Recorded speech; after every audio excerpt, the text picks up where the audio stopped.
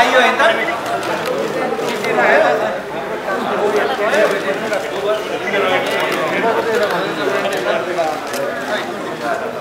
एकदम 4 3 2 1 एकताका निम्ति गरिएका यी हदैसम्मका प्रयासहरूलाई इतिहासले राम्रोसँग मूल्याङ्कन गरेको छ। त्यो मूल्याङ्कन गरेर नै हिजो त आज बैठकमा सहभागी कमरेडहरू र माधव कमरेडहरूको पनि बुझाइ त एउटै थियो नि त। तर उहाँहरू सबै कन्भिन्स हुने, माधव कमरेड चाहिँ कन्भिन्स नहुनुपर्ने कारण के भन्दा उहाँलाई कुनै न कुनै हिसाबले एउटा समूहको अध्यक्ष बन्नु थियो र शेरबहादुर देउवाको सरकारमा सम्मिलित हुनु थियो। आफ्ना केही साथीहरूलाई त्यहाँ समावेश गराउनु थियो। त्यसमार्फत अरू के थप कुराहरू गर्नु थियो, त्यो समयक्रममा खुल्ला। त्यसो भएको हुनाले चाहिँ उहाँलाई भित्तामा पुर्याइयो या एकताका प्रयास गरिएन भन्ने कुरा सर्वथा गलत।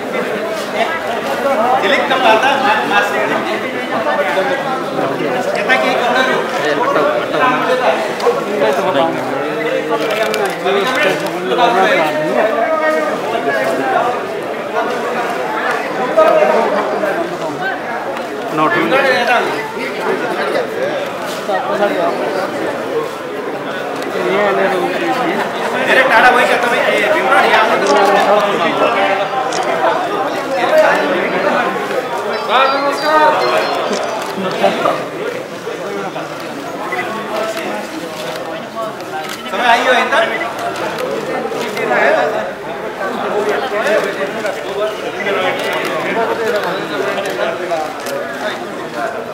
एकदम 4 3 2 1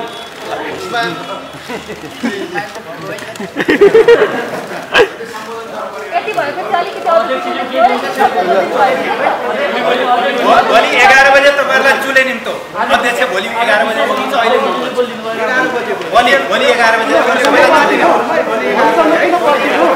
8वटा निर्णयहरू गरेका छौं। त्यसमध्ये पहिलो निर्णय छ पार्टीको पक्षमा रहेर क्रियाशील हुने केन्द्रीय कमिटी, केन्द्रीय निकाय, प्रदेश समन्वय कमिटी, जिल्ला कमिटी लगायत सबै तहका पार्टी कमिटी र जनसंगठनका सबै तहका पदाधिकारी र सदस्यहरूलाई 2075 साल जेठ 2 गते पूर्वको जिम्मेवारीमा क्रियाशील हुन निर्देशन दिने, 10 बुँदे सहमतिलाई सन्दर्भ सामग्री 10 बुँदे प्रस्तावलाई सन्दर्भ सामग्रीका रूपमा मातहत कमिटी तथा पार्टी सदस्यहरू समक्ष प्रेषित गर्ने कार्यान्वयनको पहिलो निर्णय। दोस्रो, 10 बुँदे प्रस्तावमा आधारित निर्णय कार्यान्वयन गर्ने क्रममा उत्पन्न हुन सक्ने समस्याहरू समाधान गर्न केन्द्रीय कमिटीमा त्यसले 10% मनोनयन गर्ने पनि सुझाव दिएको छ। ती सदस्यहरू मनोनयन गर्न र केन्द्रीय निकाय तथा विभागहरूलाई पूर्णता दिन र आवश्यकता अनुरूप पुनर्गठन गर्ने गृह कार्य गर्ने एउटा कार्यदल बनाइएको छ। कार्यदलमा कमरेडहरू ईश्वर पोखरेल, भीम रावल, विष्णु पौडेल, घनश्याम भुसाल, सुरेन्द्र पाण्डे र लेखराज भट्ट रहनुभएको छ। 3, 2075 साल जेठ 2 गतेको सदस्यतालाई आधार मानेर पार्टी सदस्यता नवीकरण अगाडि बढाइनेछ। नवीकरणको क्रममा एकीकरणको क्रममा आबद्ध भएका सदस्यहरूको पनि नवीकरण गरिनेछ र 2075 साल जेठ 3 गतेपछि दिएका नयाँ सदस्यहरू पार्टी सदस्यहरूको पनि नवीकरण 2078 साल असोज मसान्तसम्म सम्पन्न गर्ने निर्णय बैठकले गरेको छ। चौथो, पार्टीको विधान महाधिवेशन यही असोज 4, 5 र 6 गते काठमाडौँमा गर्ने र पार्टीको 10औं राष्ट्रिय महाधिवेशन 2078 साल मङ्सिर 10, 11 र 12 गते काठमाडौँमा आयोजना गर्ने निर्णय गरिएको छ। विधान महाधिवेशनमा प्रस्तुत गरिने दस्तावेजहरू उप छलफल गर्न स्थायी 2078 साल भदौ 25-26 गते स्थायी कमिटी र 27-28 गते केन्द्रीय कमिटीको बैठक समेत आयोजना गरिनेछन्। 5, पार्टीका स्थानीय कमिटीहरूलाई व्यवस्थित गर्ने सन्दर्भमा देशैभरि 2078 साल कार्तिक 6 गते वडा अधिवेशनहरू एकैचोटि एकै दिन र कार्तिक 9 गते पालिका वा सो सरहका कमिटीहरूको अधिवेशन गरिनेछ। 6, यो पार्टी एकताको र यो पछिल्लो हाम्रा निर्णयहरूको सन्देश सम्प्रेषित गर्नका लागि 2078 साल भदौ 16 देखि 20 गतेसम्म केन्द्रीय प्रशिक्षकहरूको उपस्थितिमा सबै जिल्लाहरूमा जिल्ला कार्यकर्ता बेलाहरू र जनसङ्गठनको केन्द्रीय कार्यकर्ता बेलाहरू आयोजना गरिनेछन्। पार्टी केन्द्रीय कमिटीको बैठक 78 साल भदौ 10 गते काठमाडौँमा आयोजना हुनेछ र अघि पनि शेरबहादुर कमलले यहाँहरूलाई बताइसक्नु भएको छ। यस लगायतका अन्य निर्णयहरू र यस बीचमा हामीले गरेका निर्णयहरू र यसको दूरगामी प्रभाव र समसामयिक राजनीतिक प्रस्तावको बारेमा राजनीतिक स्थितिको बारेमा पार्टीका दृष्टिकोणहरू प्रश्न पार्न भोलि पार्टी अध्यक्ष लगायत जिम्मेवार नेताकर्मीहरूको उपस्थितिमा यही 11 बजे पत्रकार सम्मेलन गर्ने पनि निर्णय गरिएको छ।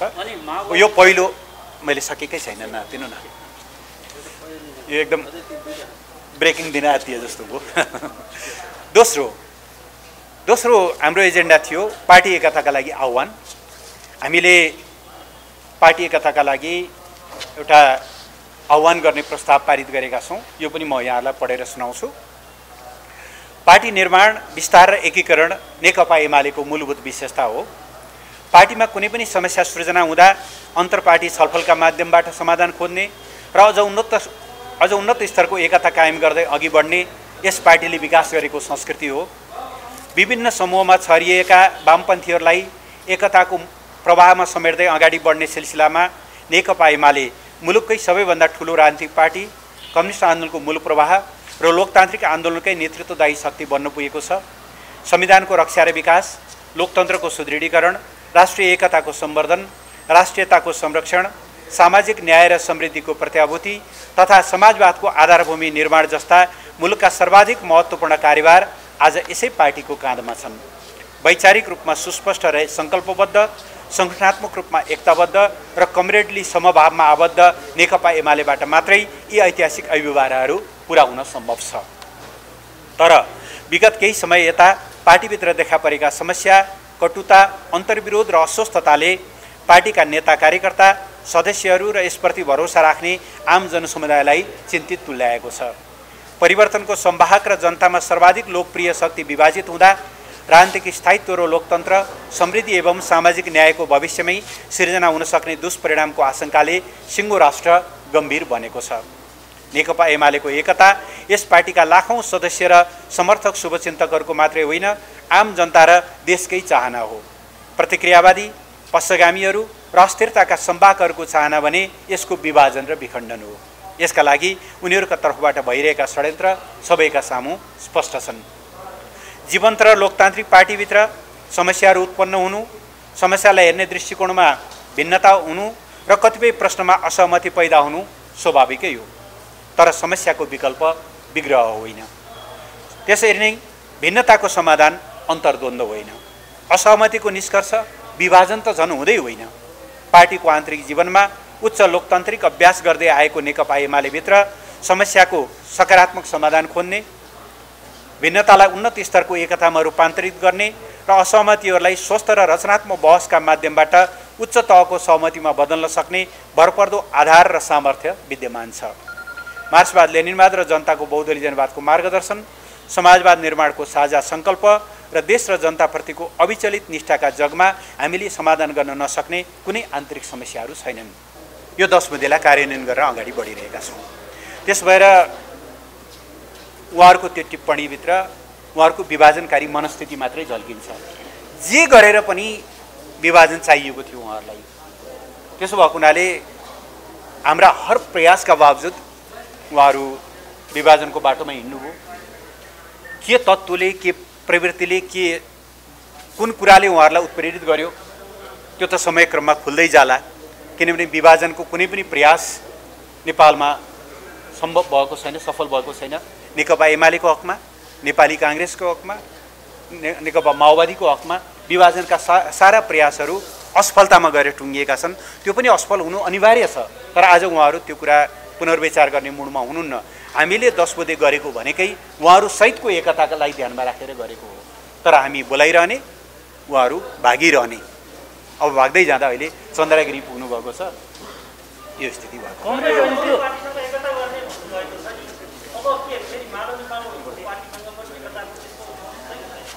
अहिले तत्काल त्यो सम्भावना छैन। तपाईँहरूले पार्टी विभाजन भएर जानेहरूलाई फर्किन आग्रह गर्नुभएको छ नि, यो चाहिँ माधव नेपाल सहितलाई नै आग्रह हो कि? अनि उहाँले पनि दल दर्ताको प्रक्रियालाई त्यो कागज नलगाउँ है त एकैछिन है।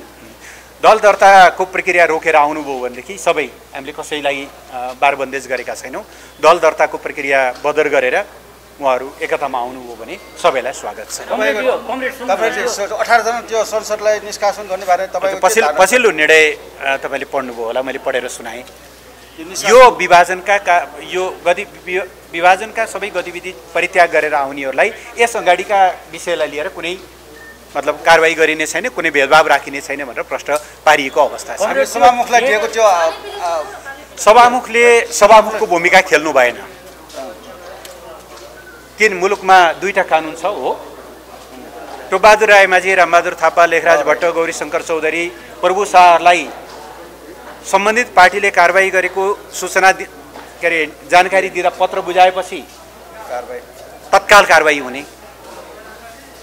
तर नेकपा एमालेको तर्फबाट औपचारिक निर्णय गरेर पठाउँदाखेरि कारबाही नहुने। के देशमा 2टा कानुन हो कि सभामुखले भन्नु पर्यो देशमा 2टा कानुन छ, नेकपा एमालेको निम्ति एउटा छुट्टै कानुन छ, बाँकी पार्टी अहिलेको परमादेशबाट बनेको यो गठबन्धनका लागि छुट्टै कानुन छ, छुट्टै संविधान छ भन्नु पर्यो कि उहाँले भन्नु पर्यो म सभामुख होइन, हिजोको युद्धकालीन माओवादी नेता हुँ, म माओवादीको कार्यकर्ता हुँ भनेर भन्नु पर्यो। उहाँले जे गर्नुभएको छ संविधानको बर्खिलाफ गर्नुभएको छ, संसदीय अभ्यासको बर्खिलाफ गर्नुभएको छ, एउटा पार्टीलाई लक्षित गरेर पूर्वाग्रहपूर्ण र कानुनले नचिन्ने नमान्ने खालका क्रियाकलापहरू गर्नुभएको छ।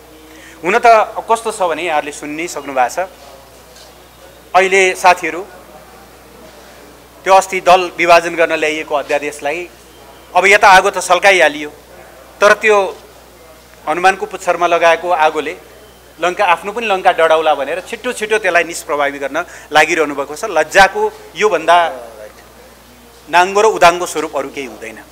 उहाँहरूलाई त्यो अध्यादेशप्रति विश्वास थिएन भने ल्याएको किन? विश्वास छ भने यति हतारो त्यसलाई निष्क्रिय बनाउनु पर्ने किन? अर्थात् जे जति काम क्रियाकलाप भएका छन्, अदालतको परमादेश होस्, यो सरकारले ल्याएको आदेश होस् या सभामुखले गरेका क्रियाकलापहरू, यी सबै नेकपा एमालेका विरुद्ध लक्षित छन्। नेकपा एमाले त्यसलाई सामना गर्छ। यी सबै खालका चुनौतीहरूलाई सामना गर्दै आएको पार्टी हो, सामना गर्दै जान्छ। तर नेकपा एमालेलाई प्रहार गर्ने नाउँमा उहाँहरूले लोकतन्त्रका आधारभूत संरचनामाथि जुन प्रहार गर्दै हुनुहुन्छ, हाम्रो चिन्ता त्यहाँनिर छ। यसले लोकतन्त्रलाई दूरगामी एउटा चाहिँ नकारात्मक परिणाम सृजना गर्छ लोकतन्त्रमाथि भन्ने हाम्रो चिन्ता हो। सभामुखजीको त्यो कालले अदालत जानुहुन्छ कि जानुहुन्न? सञ्जीवजी हजुर।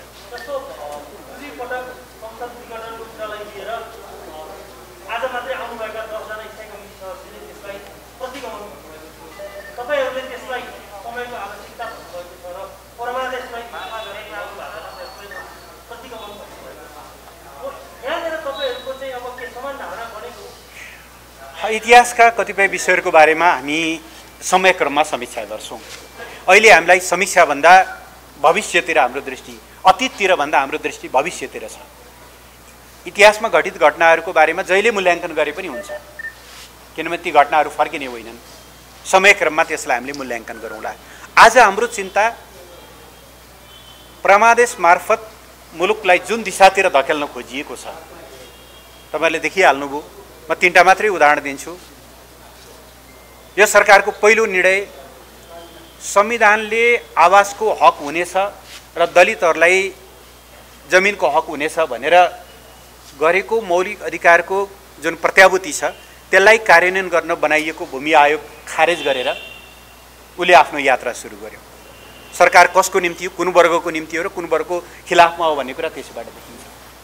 दोस्रो, लोकतन्त्रको आधारभूत संरचनालाई भत्काउनको लागि उसले 20% सदस्य, संसद सदस्य या 20% केन्द्रीय सदस्य भए पार्टी विभाजन गर्न पाउने अत्यन्त विकृत अभ्यास सुरु गर्यो लोकतन्त्रमाथिको प्रहार। राष्ट्रियताको सवालमा जयसिंह धामी बितेको आज साउन 15 देखि हिसाब गर्ने हो भने मलाई लाग्छ झन्डै 25-26 दिन भयो। सरकार बोल्दैन कि मुखमा बुझो लगाएर बसेको छ थाहा छैन। एउटा छानबिन समिति बनेको थियो, त्यो धनगढीतिरै अल्मलिएको छ कि दार्चुला अल्मलिएको छ हामीलाई त्यो पनि थाहा छैन। एकजना निर्दोष नागरिकको ज्यान गएको छ, ज्यान कसरी गयो भन्ने कुरा छर्लङ्ग छ, सरकार बोल्दैन। सरकारको बाटो के हो भन्ने बारेमा यी 3टा प्रतिनिधि दृष्टान्त काफी छन्। लोकतन्त्रको बारेमा ऊ के सोच्छ, जनताको जीवनको बारेमा ऊ के सोच्छ र राष्ट्रियताको बारेमा के सोच्छ भन्ने कुरा बताउनुका लागि यी काफी छन्। त्यसबाट हाम्रो ध्यान यतातिर केन्द्रित छ। यी सबै कुराहरूमा हामी एक ठाउँमा छौँ। सचिव, महासचिवको रूपमा, सचिवहरू सचिवको रूपमा, जिल्लाका कुनै पार्टी अध्यक्ष कमान्डरहरू हुनुहुन्छ भने पार्टीमा क्रियाशील हुने शर्तमा, अब पार्टी नै छोडेर हिँड्नु भएको छ भने त त्यहाँ लागू हुने कुरा भएन। पार्टीमा क्रियाशील हुने अर्थमा उहाँहरू जिल्ला अध्यक्षको रूपमा उहाँहरू क्रियाशील हुनुहुन्छ। त्यस कारणले त्यो प्रश्न नै छ। तर 10 बुँदेमै पनि हामीले थप 2टा कुरा भनेका छौँ। एक, जेठ 2 भनेको पार्टीको केन्द्रीय कमिटीलाई 241 सदस्यीय बनाउने जेठ 3 को निर्णय पनि त्यसभित्र अन्डरस्टुड छ। र दोस्रो, पार्टी नेकपा एमाले र नेकपा माओवादी केन्द्र अलग अलग हुने फागुन 23 को निर्णय अदालतको फैसलापछि पनि जो नेकपा एमालेमै रहिरहनु भएको छ उहाँ कमान्डरको जिम्मेवारी पनि यथावत रहने यो 10 बुँदेले नै प्रश्न पारेको हुनाले त्यसमा कुनै दुविधा छैन। अब टुङ्ग्यौँ, केही कुराहरू रह्यो भने भोलि गरौँला।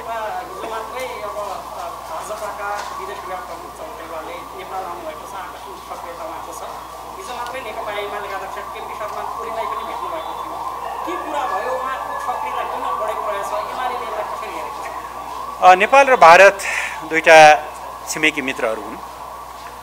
2 छिमेकी बीचमा सार्वभौम समानतामाथि आधारित विश्वासिलो सम्बन्धको अर्को कुनै विकल्प छैन।